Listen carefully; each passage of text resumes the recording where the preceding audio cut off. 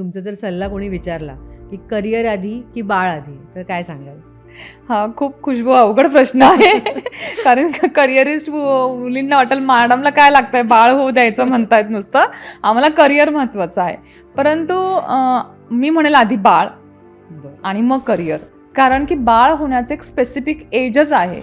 मग नंतर तुम्हाला खूप काही पर्याय निवडावे लागतात आणि ते शरीराला नुसतंच आर्थिकदृष्ट्याच त्रासदायक आहेत आपल्याला असं नाहीये, परंतु शारीरिक आणि मानसिकदृष्ट्या सुद्धा खूप खच्चीकरण करतात आणि इनडायरेक्टली तुमचा मग करिअरवर आपोआप दुष्परिणाम व्हायला लागतात.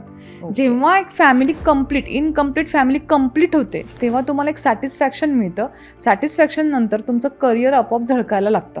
बरोबर आहे. पण इकडे बाळच नाहीये. आत्ता तुम्हाला ती उणीव नाही जाणवणार, पण जेव्हा तुम्ही 35 क्रॉस करतात, तुमच्या मित्रमैत्रिणींना बाळं झालेली असतात, तुमच्या लहान बहिणीला बाळ होतं, नंदेला होतं, जाऊबाईला बाळ होतं आणि तुम्हाला होत नाही, त्यावेळेस तुमचं मन जरी समाज किंवा तुमच्या घरातल्यांनी तुम्हाला समजून घेतलं तरी आपलं अंतर्मन आपल्याला कधी कधी खूप खातं की अरे मलाच बाळ नाहीये, आणि मग ते वय निघून गेलेलं असतं. तेच एज्युकेशन झालेलं आहे, तुमच्याकडे डिग्री आहे, तुम्ही नव्याने कधीही बाळ झाल्यानंतर ते सासूबाई आई यांची मदत घेऊन आपण सांभाळू शकतो आणि तुमचं करिअर तुम्ही डेव्हलप करू शकता.